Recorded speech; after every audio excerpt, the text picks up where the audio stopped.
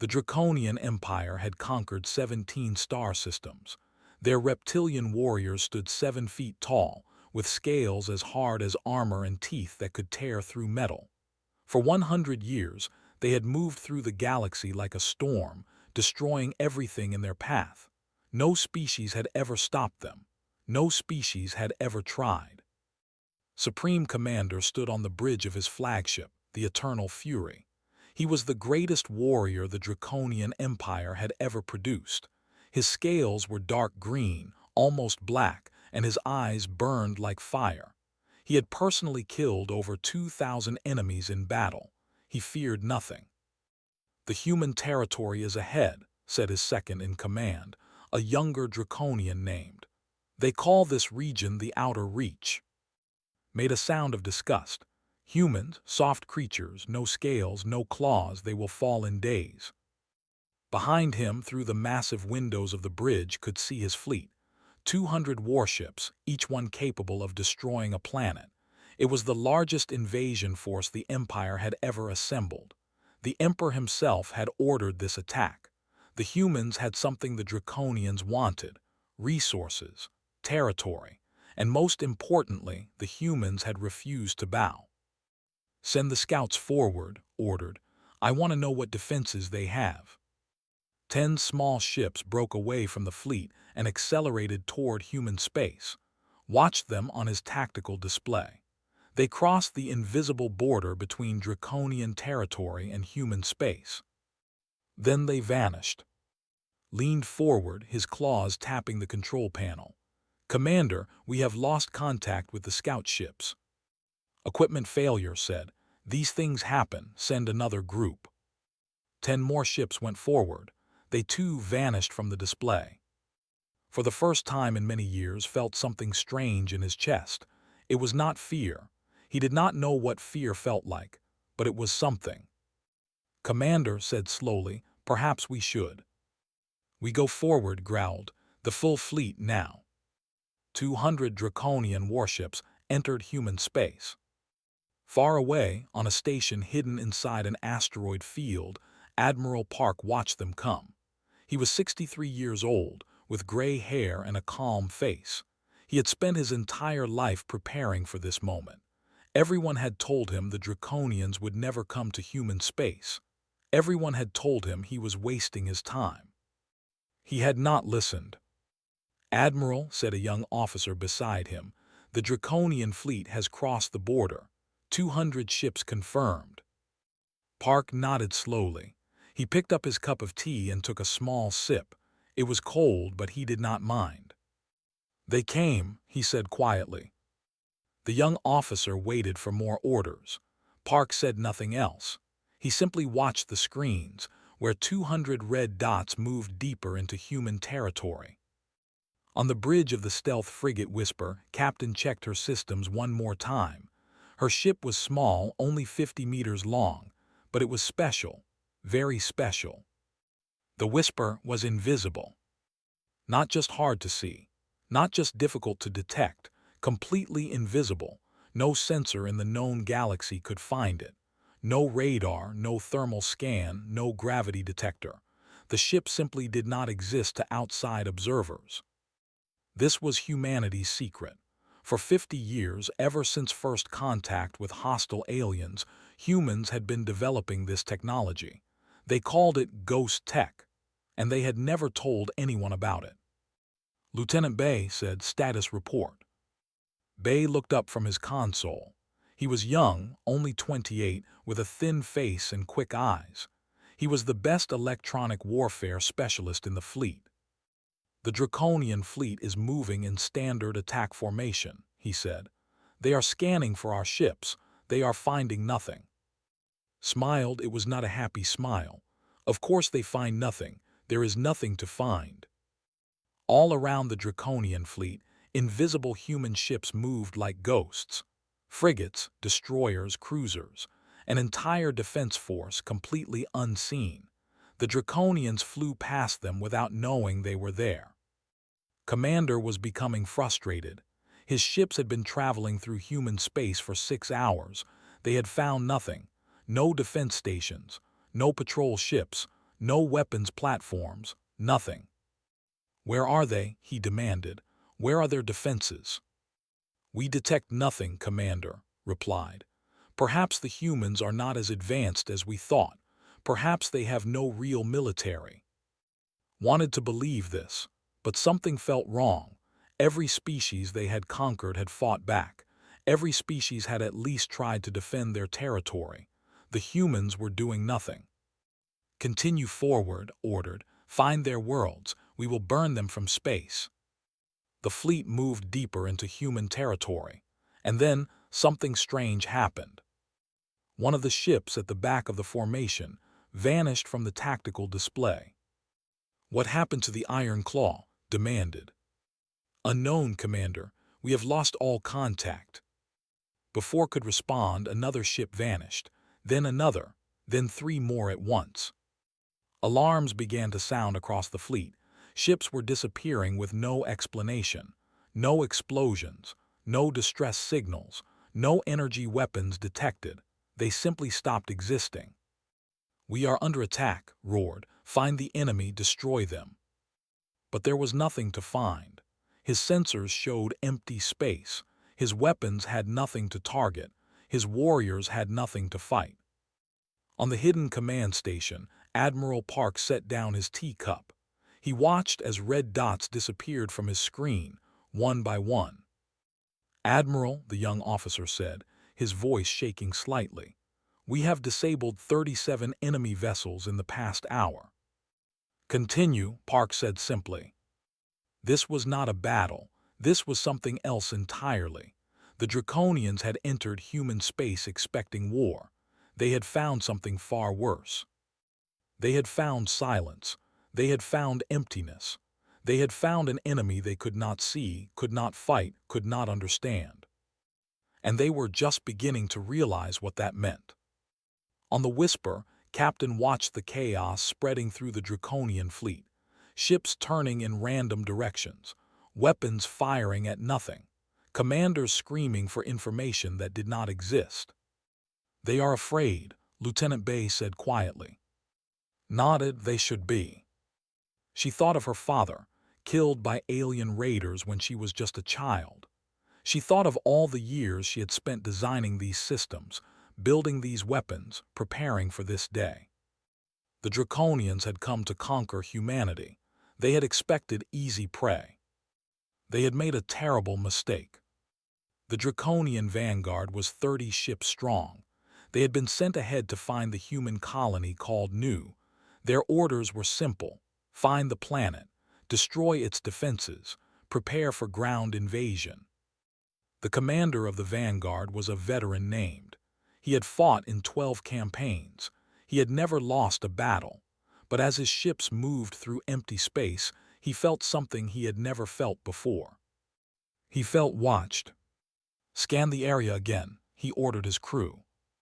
"We have scanned 7 times, Commander. There is nothing here. No ships, no stations, no weapons."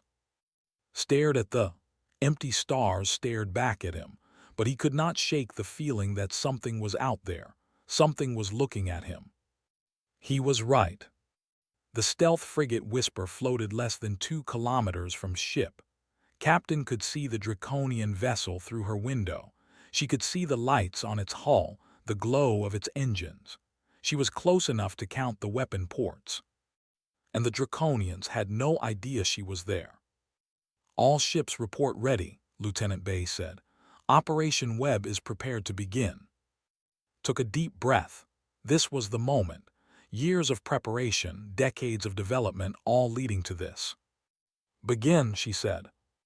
All around the Draconian vanguard, invisible ships activated their weapons. But these were not normal weapons. They did not fire missiles or energy beams. They fired something far more dangerous. They fired silence. Electromagnetic pulses raced through space, passing through Draconian shields like they did not exist. The pulses found their targets: engine systems, weapon controls, communication arrays. One by one, they shut them down. On ship, the lights flickered and died. The engines went quiet. The weapon systems showed offline. Emergency power kicked in, but it was weak. Red warning lights filled the bridge. "What is happening?" demanded. "All systems are failing, Commander. We cannot." The officer stopped speaking. The communication system had died too. The same thing was happening across the entire Vanguard. 30 ships suddenly powerless. They drifted in space like dead fish, unable to move, unable to call for help. And then the humans came. Saw them first through his window, small shapes moving toward his ship. At first he thought they were debris. Then the shapes got closer and he realized they were soldiers. Human soldiers. They wore armor that bent light around them. One moment they were visible, the next they seemed to disappear completely. They moved through space with no jets, no thrust. They simply floated, silent as death. "Prepare to repel boarders," shouted, but no one could hear him. The internal communications were dead. The humans cut through the hull like it was paper. They entered the ship in perfect silence, grabbed his ceremonial blade and ran toward the breach, ready to fight. He found nothing. The corridor was empty, but he could hear sounds, footsteps that seemed to come from everywhere and nowhere, the whisper of movement, the soft click of weapons being. Then something hit him from behind. He felt a sharp pain in his neck, his vision blurred. He fell to the floor, his blade clattering away from his claws. The last thing he saw before unconsciousness took him was a human face looking down at him. A young woman with dark eyes. She was not smiling. Captain stepped over the fallen Draconian commander. Her team moved through the ship with perfect efficiency. They were not killing anyone. That was important. The orders were clear. Disable. Capture. Do not destroy unless absolutely necessary. "Bay, status report," she said into her helmet communicator. 17 ships secured, his voice replied in her ear. No human casualties. Draconian casualties minimal, mostly unconscious from sedation rounds. "Good, continue the operation." Across the Vanguard, the same scene played out. Human Marines boarded the disabled ships. Draconian warriors woke up hours later to find themselves in holding cells, their weapons gone, their ships under human control.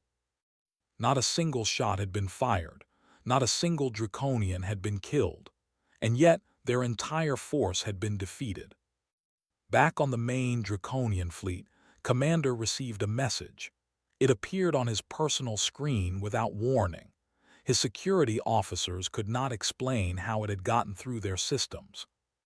The message was in the Draconian language. It said, "We see you. You do not see us. Leave now." Stared at the screen. His claws dug into the armrest of his command chair so hard that the metal bent. "This is a trick," he growled. "They are trying to frighten us." Commander said carefully, "We have lost contact with the entire Vanguard. 30 ships, all gone. Destroyed. We do not know. There were no explosions, no distress signals. They simply stopped responding." Stood up, his massive body seemed to fill the entire bridge. "We are the Draconian Empire. We do not run from shadows and tricks. All ships forward, full speed. Find these humans and burn them from existence." The fleet accelerated. 170 ships, moving faster now, anger driving them forward. On the Whisper, Lieutenant Bay watched the Draconian fleet approach. He felt a strange mixture of emotions. Relief that the plan was working, pride in what they had accomplished, but also something else, something uncomfortable. "They are just following orders," he said quietly. "Those soldiers we captured, they are not evil. They are just doing what their commanders tell them." Captain looked at him. Her face was hard, but her eyes showed understanding. "I know," she said. "That is why we are not killing them. That is why we are giving them a chance to leave. And if they do not leave?" Turned back to the Draconian fleet was getting closer. Their weapons were charging. They were preparing for a fight they could not win. "Then we will show them why they should have listened," she said. The main fleet entered the same space where the Vanguard had fallen. They found nothing. No wreckage, no debris, no sign that 30 ships had ever been there at all. Felt that strange feeling again, the one that was almost like fear. "Where are they?" he asked. His voice was quieter now. "Where are our ships?" No one answered, because no one knew. And somewhere in the darkness, invisible and patient, humanity waited. They had been preparing for this moment for 50 years. They had studied the Draconians. They had learned their tactics, their weaknesses, their fears. The Draconians thought they were the predators. They were about to learn the truth. In the darkness of space, the hunt was just beginning, and humanity was very, very good at hunting. Commander Shin had been waiting for this moment her entire career. She was 42 years old, tall for a human woman, with short black hair and eyes that seemed to see everything. She commanded the Phantom Corps, the most elite fighting force humanity had ever created. Her soldiers were ghosts. They could board an enemy ship, complete their mission, and leave without anyone knowing they had been there. They had trained for years in complete darkness, learning to move without sound, to fight without being seen, to win without being known. Now finally, they had a real enemy to fight. "All teams begin Operation Shadow Hunt," she said into her communicator. "Remember your training, patience, precision, no unnecessary kills." Across human space, invisible ships began to move. The Draconian fleet was scattered now, searching desperately for an enemy they could not find. This made them vulnerable. This made them prey. The first target was a Draconian cruiser called the Blood Storm. It was alone, separated from the main fleet by several thousand kilometers. Its crew was nervous. They had watched 30 ships disappear without explanation. They knew something was terribly wrong. They just did not know what. Ship the Silent Shadow approached from below. The Draconian sensors saw nothing. The Draconian lookouts saw nothing. They were looking at empty space, unaware that death floated just meters from their hull. "Breach team ready," said, "Go."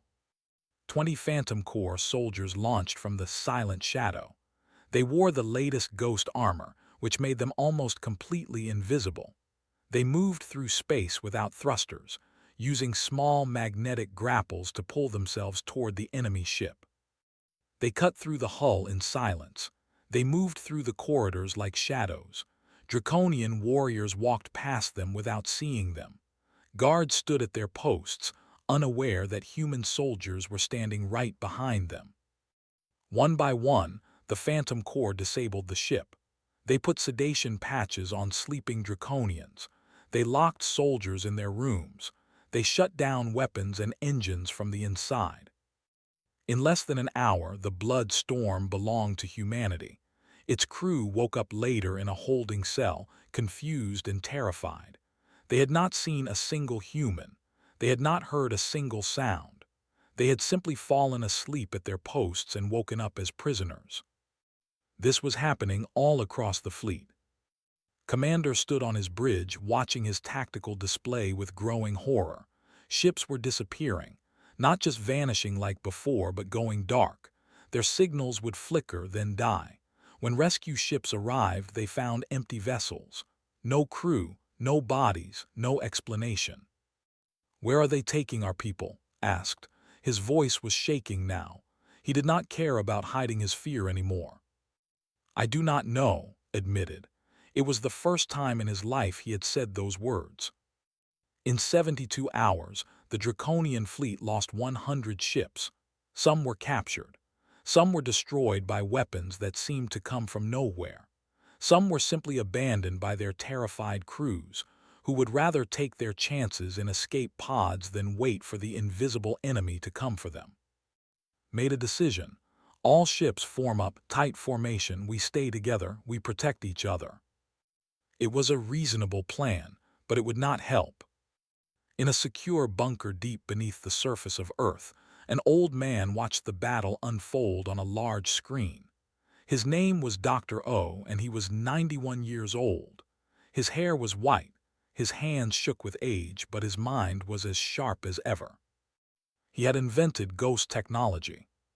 50 years ago, when humanity had first encountered hostile alien species, everyone had panicked. The aliens had better ships, better weapons, better everything. Humanity seemed doomed. But Dr. O had seen things differently. He had studied Earth's history. He had looked at how early humans had survived against larger, stronger predators. They had used stealth. They had used intelligence. They had used patience. "We do not need to be stronger," he had told the military leaders. "We need to be invisible." They had laughed at him. Then they had given him money to try. And now, watching the Draconian fleet fall apart, they were not laughing anymore. "Dr. O," said a young aide, "we have captured over 50 enemy vessels, minimal casualties on both sides. Your system is working perfectly." The old scientist nodded slowly, but there was no joy in his eyes. "Are we becoming monsters?" he asked quietly. "We are hunting them like animals. We give them no chance to fight. Is this right?" The aide did not know how to answer. On the Draconian flagship, Commander tried to sleep. He had not slept in 3 days. Every time he closed his eyes, he saw his fleet disappearing. He heard the silence of his missing ships. He felt the invisible eyes watching him. When he finally fell asleep from pure exhaustion, he dreamed of shadows with human faces. He woke to find something on his command chair, a small device like a tablet. It had not been there when he fell asleep. His personal guards had seen nothing. His security systems had detected nothing. Yet there it was. Picked it up with trembling claws. The screen activated automatically. It showed video footage. Ship after ship captured by invisible enemies. His warriors unconscious and imprisoned. His proud fleet reduced to helpless targets. A message appeared on the screen. It said, "We could have killed them all. We did not. Think about what that means." Threw the tablet across the room. It shattered against the wall. He stood there, breathing heavily, his mind racing with thoughts he had never had before. For the first time in his life, Supreme Commander understood what it meant to be the prey instead of the predator. And somewhere in the darkness, Commander Shin smiled. The psychological warfare was working. The Draconians were breaking. "Continue the operation," she ordered her teams. "But remember, we are not here to destroy them. We are here to teach them." The hunt continued, and humanity was winning without fighting a single fair battle. They were winning by being exactly what they had always been. Patient, clever, invisible. The Draconians had conquered 17 star systems. They had believed they were the greatest warriors in the galaxy. They had never met anything like humanity, and they were not prepared for what came next. Only 40 ships remained, from 200 proud warships to 40 battered survivors. Commander stood on his bridge, looking at what was left of his great invasion fleet. His warriors were broken. Many refused to leave their quarters. Others sat at their stations with empty eyes, waiting for the invisible death to come for them. The pride of the Draconian Empire had been crushed by an enemy they had never seen. "Set course for the border," ordered. His voice was quiet now, dead. "We are leaving." No one argued. No one questioned. They simply obeyed, grateful for any chance to escape this nightmare. The 40 ships turned and began moving toward Draconian space. They moved slowly, expecting at any moment to be attacked from the darkness. But the attacks did not come. The invisible enemy let them run. Then something appeared on his personal screen, another message that bypassed all security. But this time it was not text, it was a face. A human face, an old man with gray hair and calm eyes. "Commander," the man said, "my name is Admiral Park. I command the forces that have defeated your fleet." Stared at the screen. This was the first human he had seen in the entire campaign, the first enemy face after days of fighting shadows. "What do you want?" growled. "To offer you terms," Admiral Park replied. "Your 40 ships may leave our space. You will never return. In exchange, we will not pursue you into Draconian territory. And if we refuse, then your 40 ships will join the other 160. You will disappear, and the Draconian Empire will never know what happened to you. His claws dug into his armrest. He wanted to refuse. He wanted to fight. But he looked at his broken crew, his damaged ships, his empty tactical display, and he knew the truth. He had no choice. "We accept your terms," he said. The words tasted like poison. "Good," Admiral Park said. "One more thing. You will carry human observers to the border.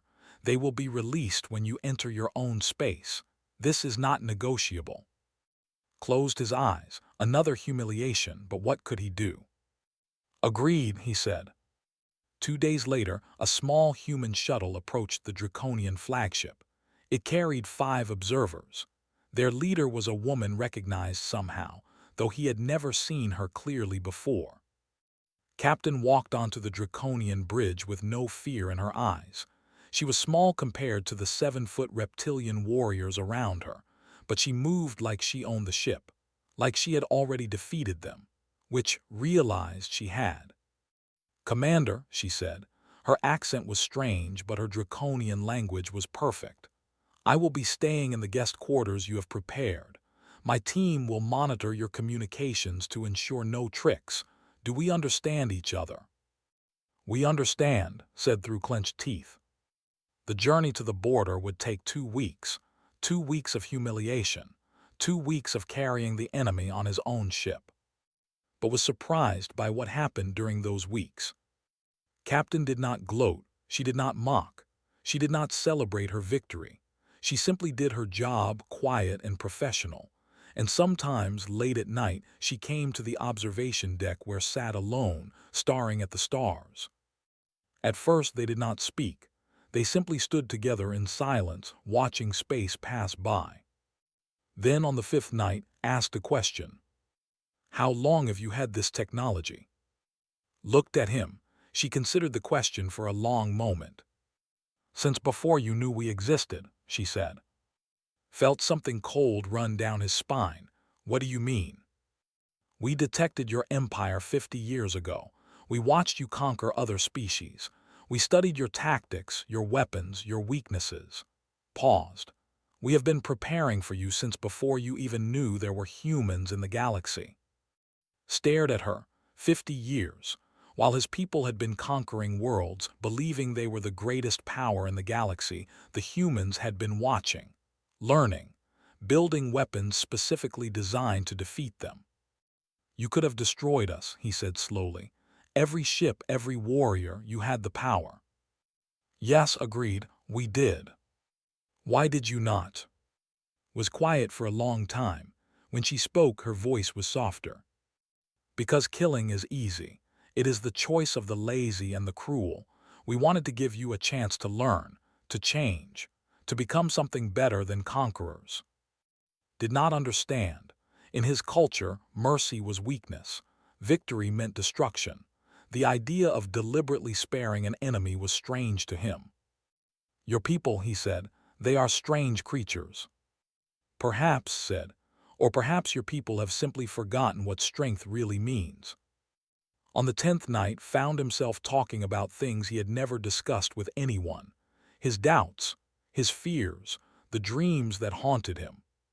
"We conquer because we are afraid," he admitted. "We believe that if we do not destroy others, they will destroy us. We have always believed this." Nodded slowly.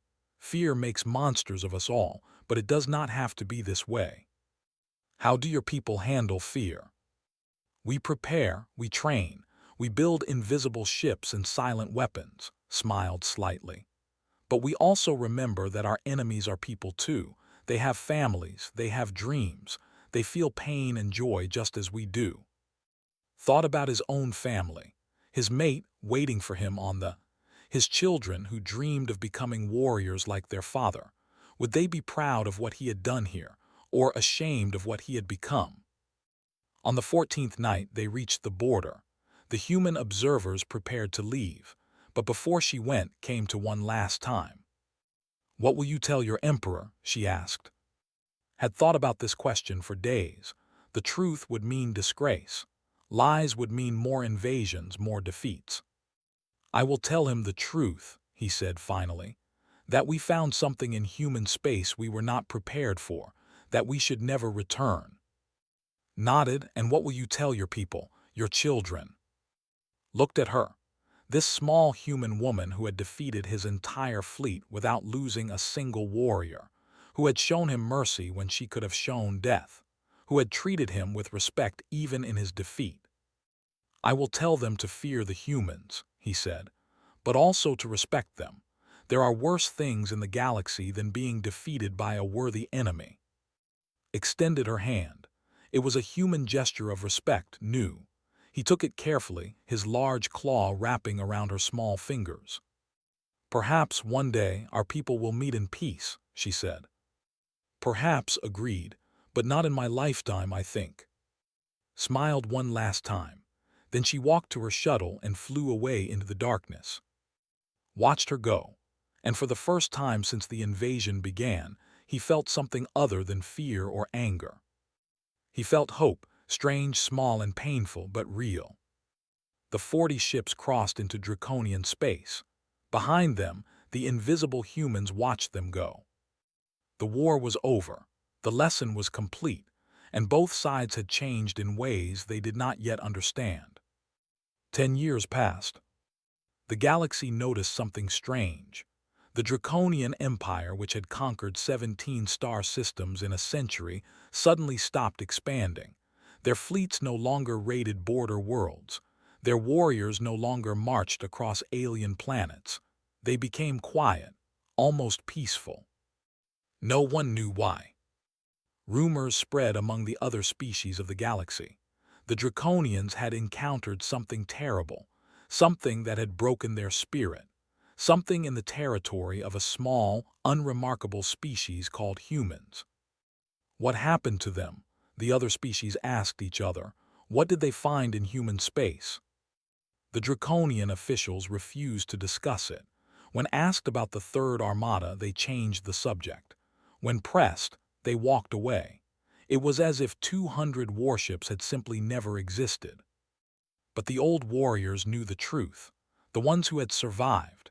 They spoke in whispers late at night when they thought no one was listening. The ghosts, they called the humans. They are invisible, they see everything, they cannot be defeated. This was good for humanity. Other aggressive species heard these rumors. They looked at the soft, smiling humans and wondered what secrets they were hiding. They decided, one by one, that perhaps the humans were not worth the trouble. Peace spread through the region, quiet and unexplained. On Earth, life continued as normal. People went to work. Children went to school. No one talked about the Draconian invasion. Officially, it had never happened. There were no victory celebrations, no monuments, no holidays, just silence. This was how Admiral Park wanted it. He was retired now, living in a small house by the sea. He spent his days fishing and reading old books. Sometimes old friends would visit. They would sit together in silence, drinking tea and watching the waves. "Do you think we did the right thing?" Park asked one day. His visitor was former Lieutenant Bay, now a commander with his own ship. "We saved billions of lives," said, "human and Draconian both. If we had fought them openly, millions would have died, maybe more." "That is not what I asked." Thought about the question for a long time. "I think we did the only thing we could do," he said finally. "We are a young species. We cannot fight every enemy face to face. We had to find another way." Park nodded slowly. He looked out at the ocean, where the sun was setting in colors of red and gold. "I wonder sometimes," he said, "if the Draconians understand what we taught them, or if they only remember the fear." Far away, in a temple on the Draconian, an old warrior sat with his former Supreme Commander had aged much in the past 10 years. His scales were gray now, his movements slow. But his mind was still sharp, and his eyes still held the fire of a warrior. "Tell us a story, grandfather," he begged. Tell us about your battles. Looked at them. Two young Draconians, full of energy and dreams of glory. They wanted to hear about heroic conquests and glorious victories. Instead, he told them a different story. Once, he said, I took 200 ships to conquer a species called humans. They were small and soft. They had no claws, no scales, no armor. We thought they would be easy prey. What happened? The children asked. They defeated us, said, without showing themselves, without firing a single visible shot. They moved through our fleet like ghosts. They captured our ships without killing our warriors. They let us leave when they could have destroyed us. The children were confused. But grandfather, you said they were weak. How could they defeat you? Smiled. It was a strange expression on his old face. Because they were never weak, he said. They were just invisible, and there is a difference between weakness and hiding your strength. He looked out the window of the temple, at the stars beginning to appear in the evening sky. Remember this, children. The most dangerous enemy is not the one who shows his power. It is the one who hides it. The humans could have destroyed our entire empire. They chose not to, and that is why we will never bother them again. The children did not fully understand, but they would remember the story. They would tell it to their own children one day, and the legend would grow. Back on Earth, Admiral stood on the bridge of her new flagship. She was an admiral now, like Park before her. She commanded the Ghost Fleet, protecting human space from threats that never came. Sometimes she thought about Commander. She wondered if he was still alive. She wondered if he had changed. She hoped he had. Dr. O had died 3 years ago, peacefully in his sleep. At his funeral, only a small group of people had attended, but they were the most important people in human defense, and they all knew the truth. This old man had saved humanity, not with weapons that killed, but with technology that hid. He had understood something that many species never learned. The greatest power is not destruction, it is the ability to choose. The humans could have fought the Draconians in open battle. They could have developed weapons of mass destruction. They could have become conquerors themselves. Instead, they had become ghosts, silent protectors, invisible guardians. And somehow that was enough. In the capital city, children played in parks, unaware of the war that had never officially happened. Workers built buildings and made art and lived their lives. Families gathered for meals and celebrations. This was what the Ghost Fleet protected. This was what the invisible warriors fought for, not glory or conquest or power. Just peace, just life, just the chance to exist without fear. Watch the stars from her bridge. Somewhere out there, other species looked at human space and wondered. They saw the smiling diplomats, the friendly merchants, the unremarkable little species. They did not see the ghost ships, the silent weapons, the army of shadows that would rise to protect humanity if any threat appeared. And that was exactly how it should be. The Draconian fleet had entered human space expecting easy conquest. They had found something they never expected, not superior firepower, not greater numbers, not brutal warriors. They had found patience, preparation, the quiet strength of a species that had learned to survive by being unseen. And they had learned the most important lesson of all. The greatest victory is the war that never appears to have been fought at all. Humanity had learned this long before they reached the stars. They had learned it in the forests and plains of Earth, where their ancestors had faced predators bigger and stronger than themselves. They had learned it in centuries of conflict and cooperation with each other. And now the galaxy was learning it too. One species at a time. In silence. In darkness. Invisible. Forever watching. Forever ready. But always, always, hoping they would never need to fight again. This was humanity's true power, not the ability to destroy. The wisdom to choose not to. And that made all the difference.